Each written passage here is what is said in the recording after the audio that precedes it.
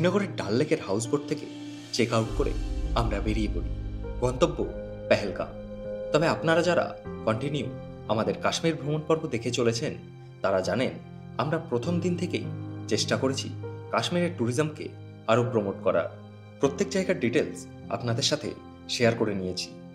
আজ পেহেলগামের ডিটেলসও আপনাদের সাথে শেয়ার করে নেওয়ার কথা ছিল, তবে গত 22/4/2025 মঙ্গলবার দুপুরে যে ঘটনা কাশ্মীরের পেহেলগামে ঘটে গেল, তারপর বিশ্বাস করুন কাশ্মীরের ট্যুরিজমকে প্রমোট করার আর কোনো ইচ্ছে আমার নেই।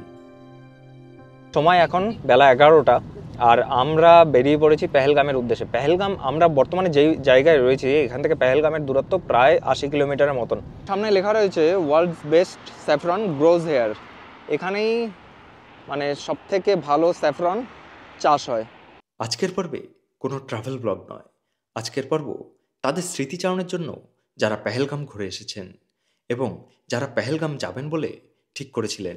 এই দেখুন পুরো অ্যাপেল বাগান, মানে আপনারা যেদিকে তাকাবেন বাগানই বাগান। আমরা যেরকম দেখে থাকি আমাদের ওই সাইডে, বিশেষ করে মালদা মুর্শিদাবাদের দিকে, মালদার দিকে আম বাগান থাকে, মুর্শিদাবাদের লিচু বাগান থাকে, সেই রকমই বাগান, তার থেকেও কিন্তু বড়। যত দূর চোখ যাচ্ছে শুধু আপেলের গাছ, যত দূর চোখ যাচ্ছে।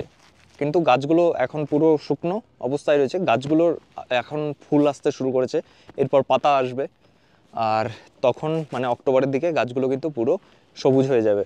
আসুন পেহেলগামের ভৌগোলিক অবস্থান সম্পর্কে একটু জেনে নেওয়া যাক।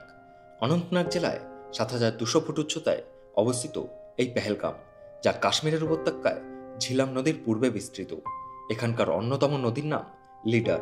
পেহেলগাম উপত্যকাটি দুটি ভাগে বিভক্ত, একটি উত্তর পূর্বে অমরনাথের দিকে এবং অন্যটি উত্তর পশ্চিমে আরুর দিকে।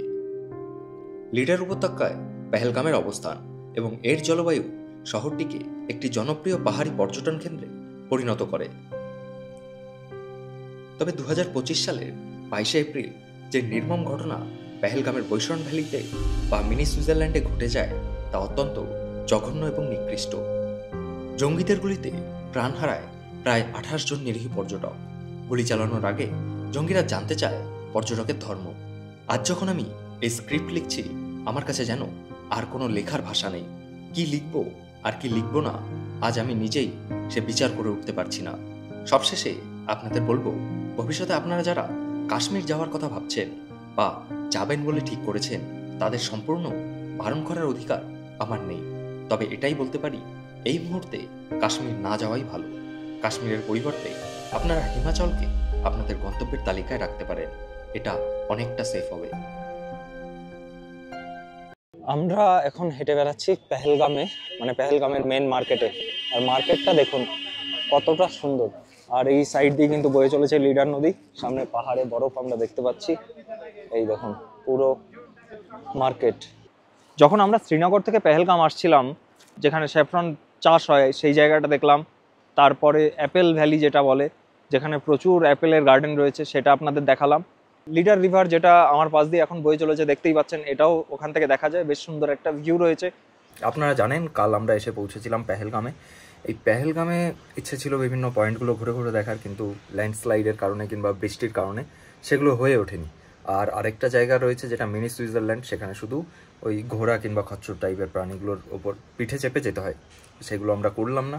মিনি সুইজারল্যান্ড বা বৈশরণ ভ্যালি কাশ্মীরের অনন্তনাগ জেলার পেহেলগাম থেকে মাত্র কিলোমিটার কয়েক দূরে অবস্থিত এই বৈশরণ উপত্যকা, যাকে তার মনোরম সৌন্দর্যের কারণে মিনি সুইজারল্যান্ড বলা হয়।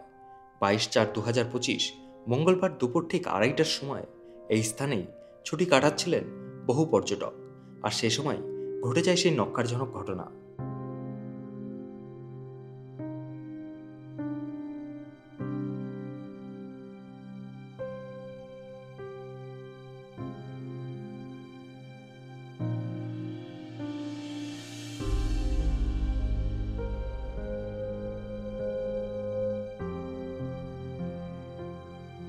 আজ হোটেলের তথ্য দিয়ে বা সাইট সিন দেখিয়ে ব্লগ দীর্ঘান্বিত করলাম না, শুধু এইটুকুই বলবো, এই মুহূর্তে আপনারা কাশ্মীরের পরিবর্তে হিমাচলকে বেছে নিতে পারেন। যখন পরিস্থিতি স্বাভাবিক হবে তখন না হয় আবারও কাশ্মীর যাওয়া যাবে। আজ এই ব্লগের মাধ্যমেই শেষ হলো আমাদের কাশ্মীর ভ্রমণ পর্ব। খুব শীঘ্রই ফিরব অন্য কোনো ভ্রমণ পর্ব নিয়ে।